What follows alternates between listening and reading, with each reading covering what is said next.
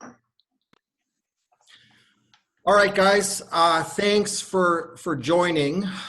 Basically, we've got, with everything going on right now, in the market, we've got relevant questions out there, especially with the current situation and what's going on. I think in times like this, when you have a little bit of chaos, people need clarity.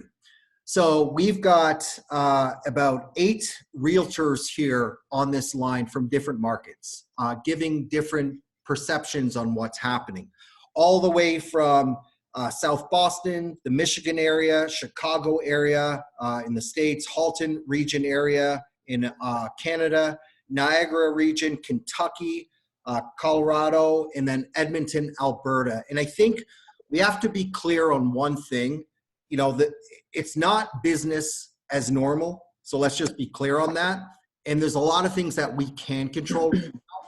But what we can control is trends, getting information, relevant information that people are asking us in our market and kind of putting it together. So we're gonna just jump into this. This is an open forum, and it's gonna give you guys the information that you're kind of looking for. We're covering 3 major topics that we find had the most required questions kind of coming at us. So that's what we're going to kind of cover now.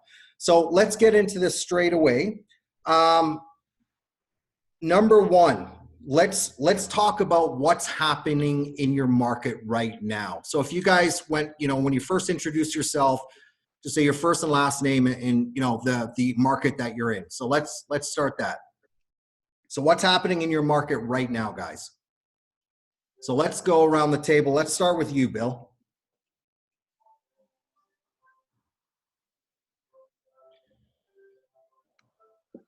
Just got to unmute yourself, Bill.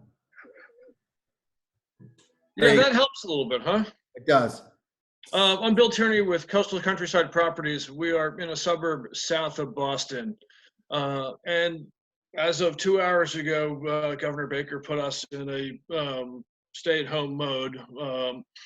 And the Mass Association of Realtors has also encouraged us not to do open houses. So we're kind of in a 2-week period of flux. But, I put a post up on my Facebook page talking about, what does this mean to your listing? And I think we'll probably cover some of that in the meeting. I'll go on to Susie and let her introduce herself. Susie, go ahead. So Susie's from the Niagara region, Ontario. Hi, everyone. Susie Finley from Keller Williams, Niagara. What's happening in our market? A lot of the same as Bill. The association has just discouraged any and all open houses, trying to minimize showings, and practicing social distance. Now, that doesn't mean that we're not transacting. Certainly, we're still seeing actually multiple offers on many properties. Properties are selling quickly in certain price ranges. Because the reality is that some people still really need to sell and need to move. So it's been challenging. Certainly, with the announcement that we have been deemed an essential service, that's allowing us to continue on, but not without its challenges. What do you think everyone's thought process is right now, Susie? Like even your clients to just feedback in your community.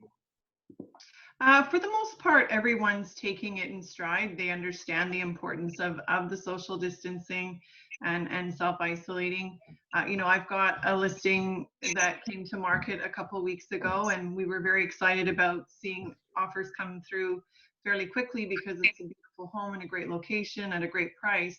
But everything sort of came to a standstill. They're in a situation of having made an offer that was conditional on the sale of their home, and they're disappointed, but ultimately they're happy to be safe and healthy. So that's in general. I think everybody's being understanding that it's not business as usual, and they're doing what it takes to stay safe and expect us to do the same. Hey, Lisa, what's happening in the Halton region? Oh, the Halton region has, it's not come to a grinding halt just yet. but it's getting there. I think with this being deemed essential service, I think, there's a lot of the general public that, they're probably asking, well, why are they essential service?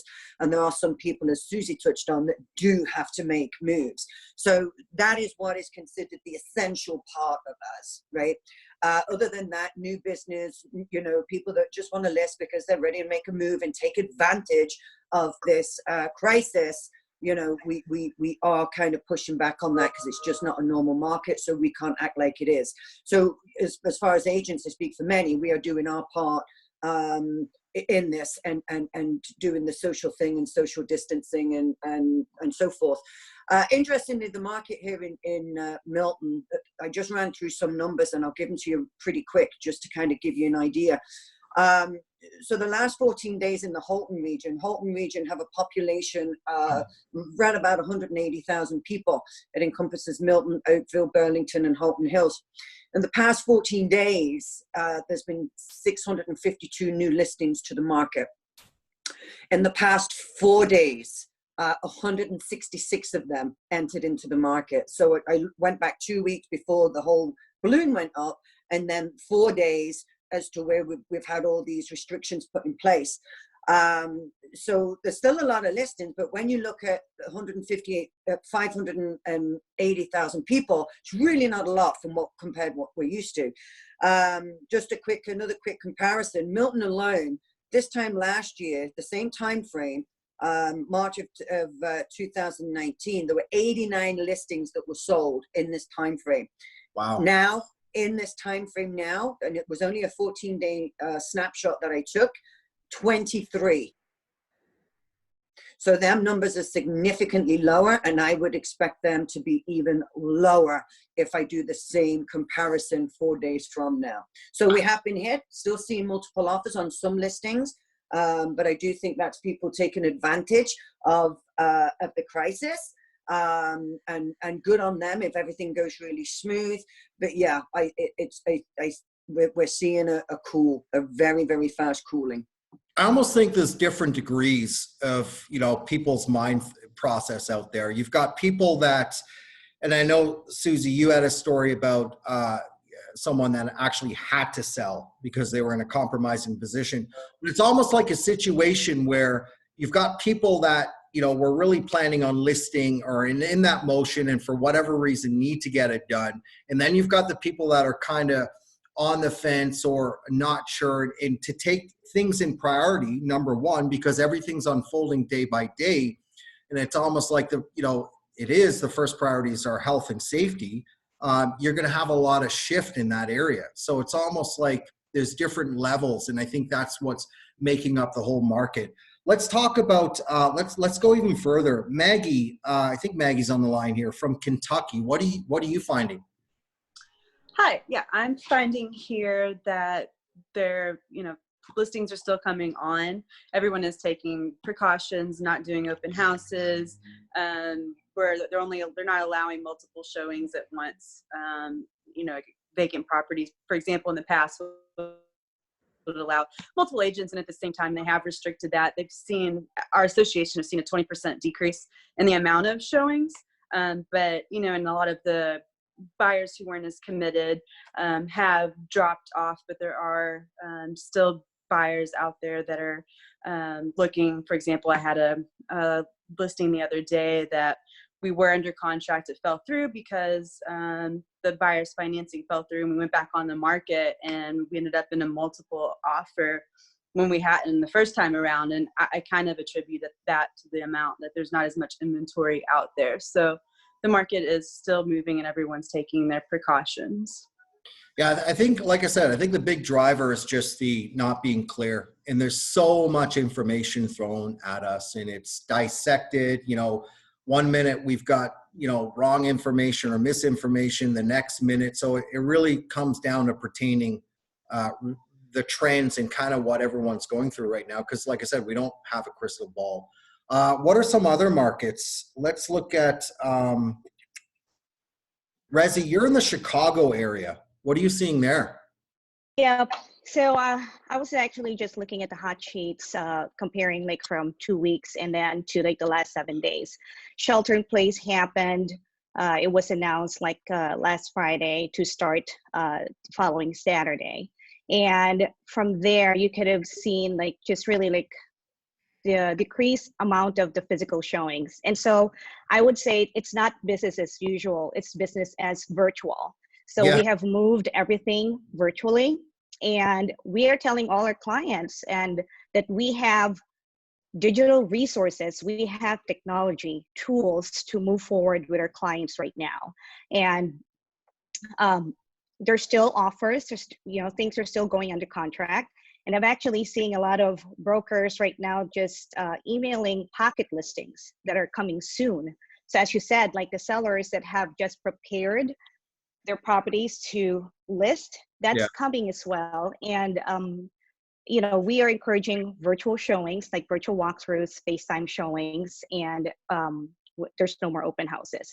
But then, of course, it's all based upon, it's on a case-by-case basis. We have to have sellers' permission of what they're comfortable with, what we're comfortable with as far as doing FaceTime showings or going to a property, and as well as like we are screening our buyers, we're screening them, and also like just really networking with the other brokers, just finding out what exactly is your buyer looking for, and because it may not be the property for them, and then just like discussing that before actually setting up any FaceTime showing at all. What do you guys think about virtual tours? Do you think people are more hesitant on moving forward on purchasing a house through a virtual tour, or what's your feedback? So far from the hot sheets that I've seen, like the whatever, like new listings, price change, and reactivated listings, and this is only single family homes that I've seen in Metro Chicago, nothing has gone under contract. It's still the same as for this week. So we still have to see like what's happening. I mean, we got one under contract last week, and it was also like in a multiple offer situation, but we still have to reevaluate now that the shelter in place is in place.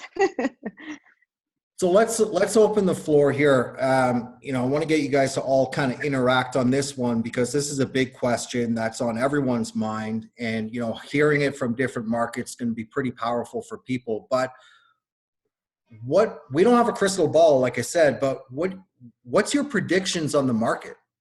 What do you guys think? So let's start at the top, Bill, and then we'll go all the way down. So Bill, what's your predictions on the market real quick?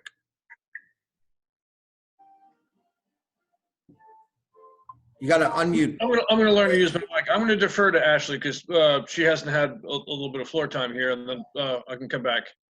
Sure. Okay, Ashley. You forgot about me. I did not. We're hitting each other in circles here. Yeah, well, I think I should just start by saying, I'm in Metro Detroit, and we also have shelter in place.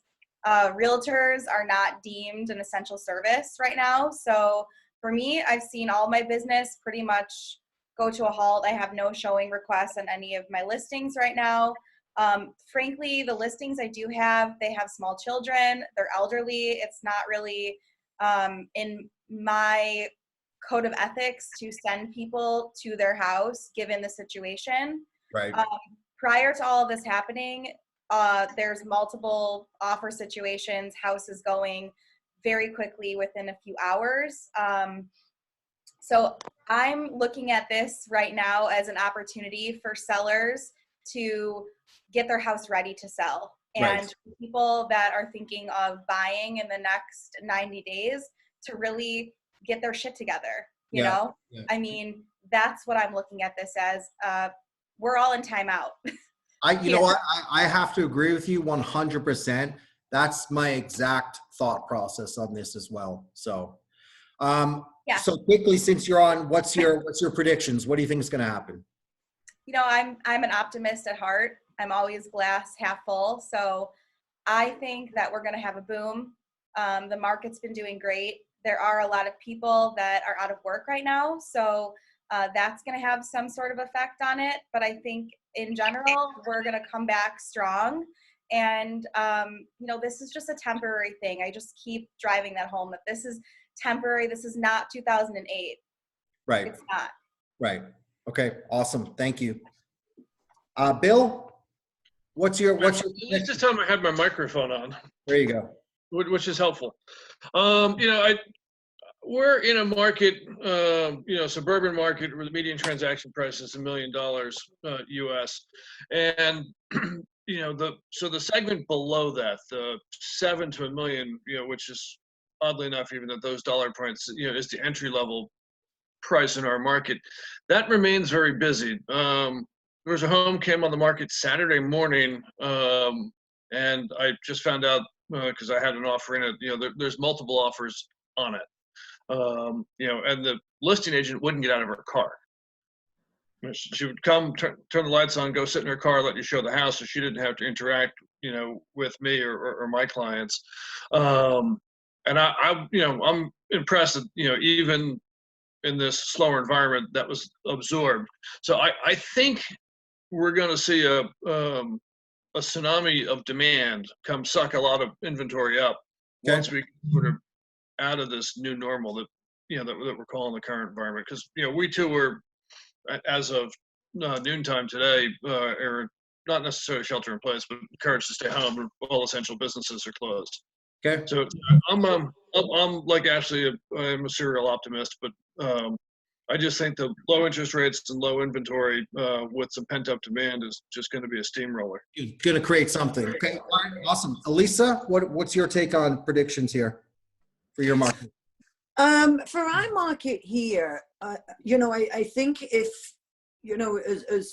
as far as our responsibilities here, the one thing that I fear of, and this could happen in the future too, if we don't do our job and advise our clients today, the ones that still want to push and go out and make that purchase, say they make a purchase 2 to 3 months from now, they're closing, depending on the impact on the market that this truly has. And again, we don't know yet, we're early days of this, we need to be mindful that maybe a lot of these properties aren't going to close, right? Because they're not appraising for the price they were originally purchased for. Good point.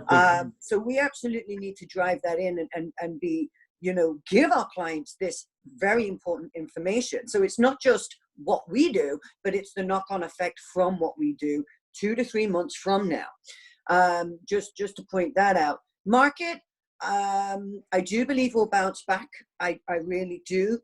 Our inventory here in the GTA is statistically low, and it has been for the past 6 years. I believe this will be a blip.